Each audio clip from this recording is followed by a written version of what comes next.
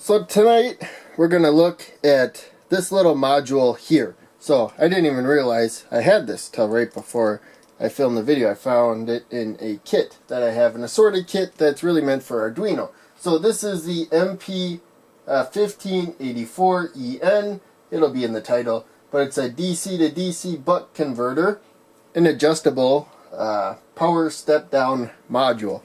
And so what it does is it takes a higher voltage, and I think 24 should be the maximum. I'm not sure, I didn't look at it in details, but it does mention on one of the Amazon sellers that it can be 28 volts. But in any case, it takes that voltage coming in. I have a 10 kilo ohm resistor protecting the LED right here, and then we need the LED to complete the circuit there. And we could probably measure the voltage without a load, but it's a little more interesting with a load. So we'll look at the voltage coming out, and we'll see how much progress I can make like this.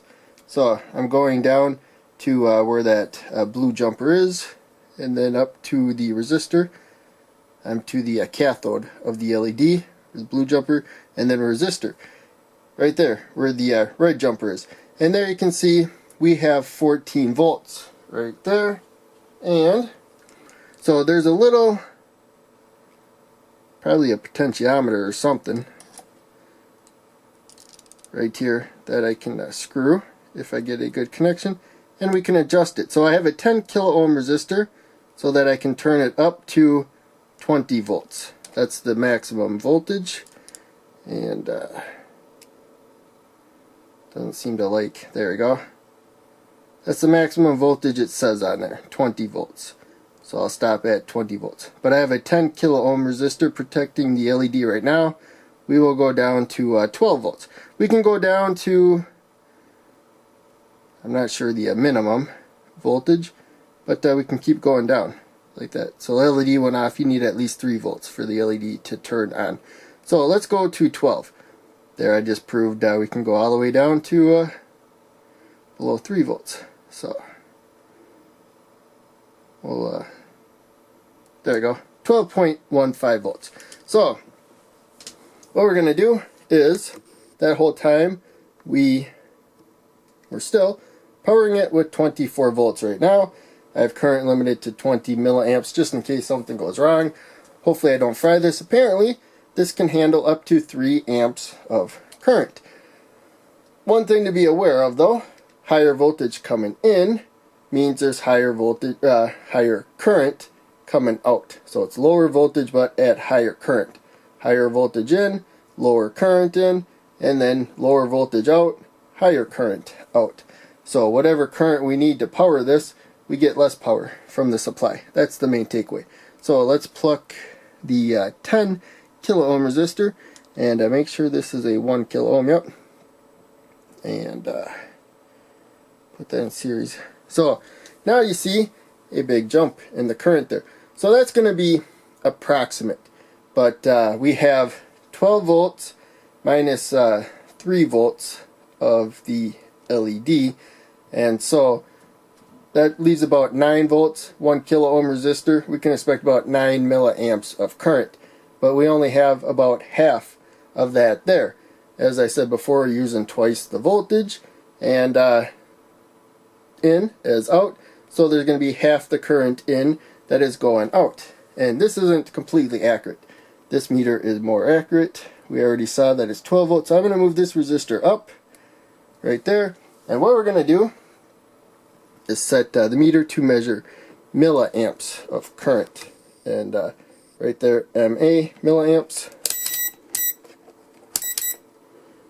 Milliamps. And I can leave the red probe there. Some multimeters, you have to move the red probe.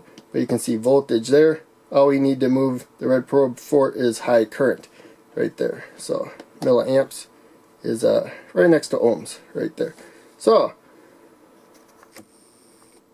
now what we'll do, no current's flowing because we have an open circuit. I moved the resistor up there, and so I'll put the red probe to the more positive side. If we put it backwards, we will just get a negative current. So now I'm going up to the anode of the LED, and there, as I said before, about 9 milliamps of current. Remember, it was about 12.15 volts, so that actually makes more sense.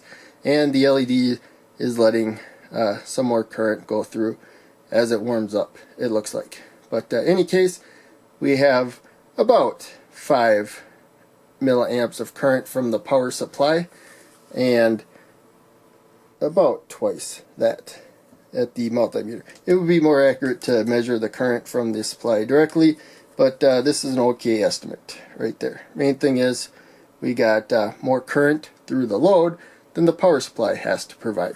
It converted current, or actually it converted voltage into current.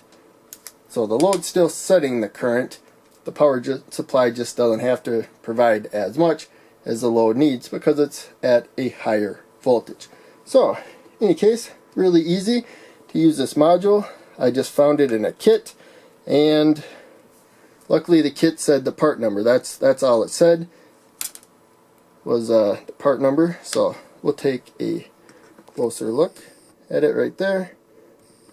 So can't really tell a lot from the front. How close can we zoom? That's about as close as I can go, or the camera will go haywire. But you can see plus right there, so, and minus there. If we flip the back, again, it tells us the plus, the out though.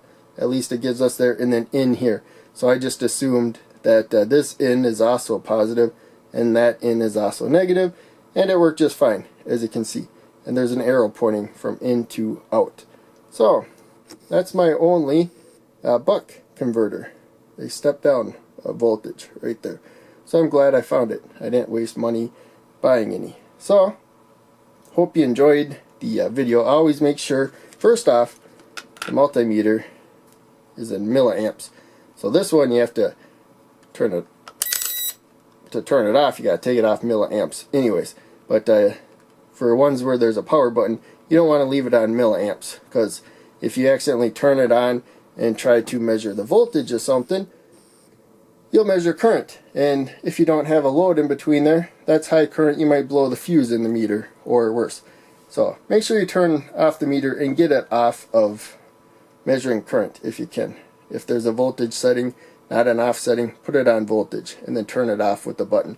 This one we turn the dial to off. So in any case, thanks for watching. Check out one of the other videos I'm posting. I will see you in the next video.